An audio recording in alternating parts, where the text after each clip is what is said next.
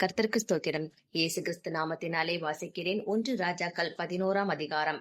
ராஜாவாகிய சாலமோன் பார்வோனின் குமாரத்தியை நேசித்ததும் அல்லாமல் மோவாபியரும் அம்மோனியரும் ஏதோமியரும் சீதோனியரும் ஏத்தியருமாகிய அந்நிய ஜாதியாரான அநேகம் ஸ்திரீகள் மேலும் ஆசை வைத்தான். கர்த்தர் இஸ்ரவேல் புத்திரரை நோக்கி, நீங்கள் அவர்களண்டைக்கும் அவர்கள் உங்களண்டைக்கும் பிரவேசிக்கலாகாது. அவர்கள் நிச்சயமாய் தங்கள் தேவர்களை பின்பற்றும்படி உங்கள் இருதயத்தை சாயப்பண்ணுவார்கள் என்று சொல்லியிருந்தார். சாலமோன் அவர்கள் மேல் ஆசை வைத்து அவர்களோடு ஐக்கியமாயிருந்தான்.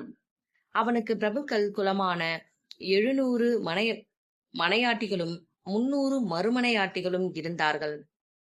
அவனுடைய ஸ்திரீகள் அவன் இருதயத்தை வழுவிப் போக பண்ணினார்கள். சாலமோன் வயது சென்றபோது அவனுடைய மனைவிகள் அவன் இருதயத்தை அந்நிய தேவர்களை பின்பற்றும்படி சாயப் பண்ணினார்கள். அதனால் அவனுடைய இருதயம் அவன் தகப்பனாகிய தாவீதின் இருதயத்தைப் போல தன் தேவனாகிய கர்த்தரோடே உத்தமமாய் இருக்கவில்லை. சாலமோன் சீதோனியரின் தேவியாகிய அஸ்தரோத்தையும் அம்மோனியரின் அருவருப்பாகிய மில்கோமையும் பின்பற்றினான். சாலமோன் தன் தகப்பனாகிய தாவீதைப் போல கர்த்தரை பூரணமாய் பின்பற்றாமல் கர்த்தரின் பார்வைக்கு பொல்லாப்பானதைச் செய்தான். அப்பொழுது சாலமோன் எருசலேமுக்கு எதிரான மலையிலே மோவாபியரின் அருவருப்பாகிய காமோசுக்கும் அம்மோன் புத்திரரின் அருவருப்பாகிய மோலோகுக்கும் மேடையை கட்டினான். இப்படியே தங்கள் தேவர்களுக்கு தூபங்காட்டி பலியிடுகிற அந்நிய ஜாதியாரான தன் ஸ்திரீகள் எல்லாருக்காகவும் செய்தான்.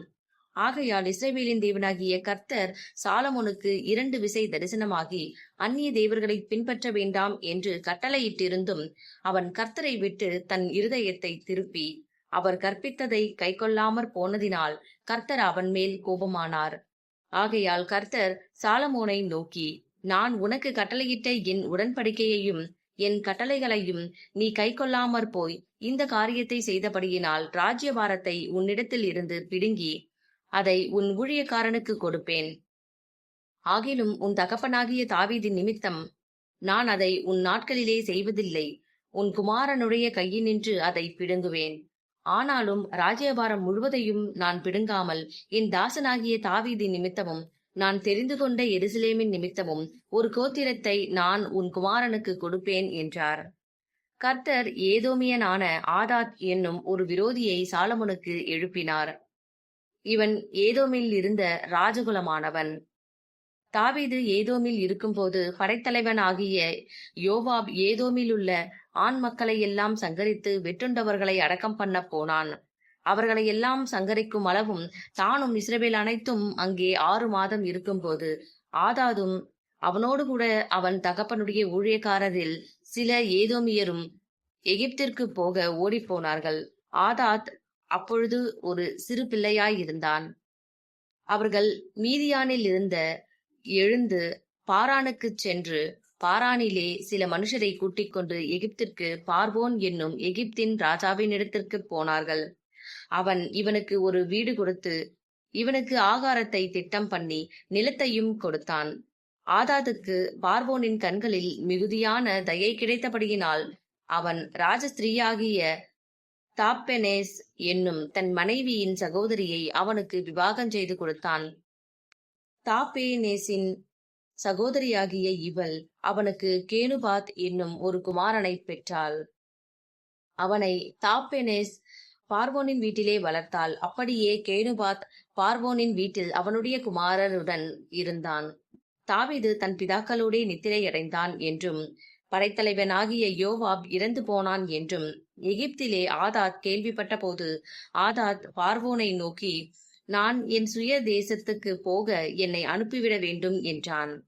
அதற்கு பார்வோன், இதோ நீ உன் சுய தேசத்திற்கு போக விரும்புகிறதற்கு என்னிடத்தில் உனக்கு என்ன குறைவு இருக்கிறது என்றான். அதற்கு அவன், ஒரு குறைவும் இல்லை, ஆகிலும் என்னை அனுப்பிவிட வேண்டும் என்றான். எலியாதாவின் குமாரனாகிய ரேசோன் என்னும் வேறொரு விரோதியை தேவன் எழுப்பினார். இவன் தன் ஆண்டவனாகிய ஆதாதேசர் என்னும் சோபாபின் ராஜாவை விட்டு ஓடிப்போய் தாவீது சோபாவில் உள்ளவர்களை கொன்று போடுகையில் அவன் தன்னோடே சில மனுஷரை சேர்த்து கொண்டு அந்த கூட்டத்திற்கு தலைவனானான். இவர்கள் தமஸ்குவுக்கு போய் அங்கே குடியிருந்து தமஸ்குவில் ஆண்டார்கள். ஆதாத் பொல்லாப்பு செய்ததுமல்லாமல் ரேசோன் சாலமோனுடைய நாளெல்லாம் இஸ்ரவேலுக்கு விரோதியாக சீரியாவின் மேல் ராஜாவாய் இருந்து இஸ்ரவேலை பகைத்தான். சேரேதா ஊரிலுள்ள எப்பிராயிம் மனுஷனாகிய நேபாத்தின் குமாரன் யெரொபெயாம் என்னும் சாலமோனின் ஊழியக்காரனும் ராஜாவுக்கு விரோதமாய் கையெடுத்தான். அவனுடைய தாய் செருகால் என்னும் பேருள்ள ஒரு விதவை. அவன் ராஜாவுக்கு விரோதமாய் கையெடுத்த முகாந்தரம் என்னவென்றால், சாலமோன் மில்லாவை கட்டி தன் தகப்பனாகிய தாவீதுடைய நகரத்தின் இடிந்துபோன இடங்களை பழுது பார்த்தபோது யெரொபெயாம் என்பவன் பராக்கிரமசாலியாய் இருந்தான். அவன் காரிய சமர்த்தனான வாலிபன் என்று சாலமோன் கண்டு யோசேப்பு வம்சத்தாரின் காரியத்தை எல்லாம் அவன் விசாரிப்புக்கு ஒப்புவித்தான். அக்காலத்திலே யெரொபெயாம் எருசலேமிலிருந்து வெளியே போகிற போது சீலோனியனான அகியா என்னும் தீர்க்கதரிசி புதுச்சால்வையை போர்த்து கொண்டிருந்து வழியிலே அவனை கண்டான். இருவரும் வயல்வெளியிலே தனித்திருக்கையில் அகியா தான் போர்த்து கொண்டிருந்த புது சால்வையை பிடித்து அதை 12 துண்டாக கிழித்து போட்டு யெரொபெயாமை நோக்கி, 10 துண்டுகளை எடுத்துக்கொள். இஸ்ரவேலின் தேவனாகிய கர்த்தர் சொல்லுகிறது என்னவென்றால், இதோ நான் ராஜ்யபாரத்தை சாலமோனுடைய கையிலிருந்து எடுத்து கிழித்து உனக்கு 10 கோத்திரங்களை கொடுப்பேன். ஆனாலும் என் தாசனாகிய தாவீதுக்காகவும் நான் இஸ்ரவேல் கோத்திரங்களில் எல்லாம் தெரிந்து கொண்ட எருசலேம் நகரத்துக்காகவும் ஒரு கோத்திரம் அவனுக்கு இருக்கும். அவர்கள் என்னை விட்டு சீதோனியரின் தேவியாகிய அஸ்தரோத்தையும் மோவாபியரின் தேவனாகிய காமோசையும் அம்மோன் புத்திரரின் தேவனாகிய மில்கோமையும் பணிந்து கொண்டு அவன் தகப்பனாகிய தாவீதைப் போல என் பார்வைக்கு செம்மையாய் இருக்கிறதை செய்யவும், என் கட்டளைகளையும் என் நியாயங்களையும் கைக்கொள்ளவும் அவர்கள் என் வழிகளில் நடவாமற் போனபடியினால் அப்படி செய்வேன். ஆனாலும் ராஜ்யபாரம் முழுவதையும் நான் அவன் கையிலிருந்து எடுத்து போடுவதில்லை. நான் தெரிந்து கொண்டவனும் என் கற்பனைகளையும் என் கட்டளைகளையும் கை கொண்டவனுமான என் தாசனாகிய தாவீது நிமித்தம் அவன் உயிரோடு இருக்கும் நாளெல்லாம் அவனை அதிபதியாக வைப்பேன். ஆனாலும் ராஜ்யபாரத்தை அவன் குமாரன் கையிலிருந்து எடுத்து அதிலே 10 கோத்திரங்களை உனக்கு தருவேன். என் நாமம் விளங்கும்படிக்கு நான் தெரிந்து கொண்ட நகரமாகிய எருசலேமிலே என் சமூகத்தில் என் தாசனாகிய தாவீதுக்கு எந்நாளும் ஒரு விலக்கு இருக்கத்தக்கதாக அவன் குமாரனுக்கு ஒரு கோத்திரத்தை கொடுப்பேன். நீ உன் மன விருப்பத்தின்படி ஆண்டு கொண்டு இஸ்ரவேலின் மேல் ராஜாவாய் இருப்பதற்காக நான் உன்னை தெரிந்து கொண்டேன்.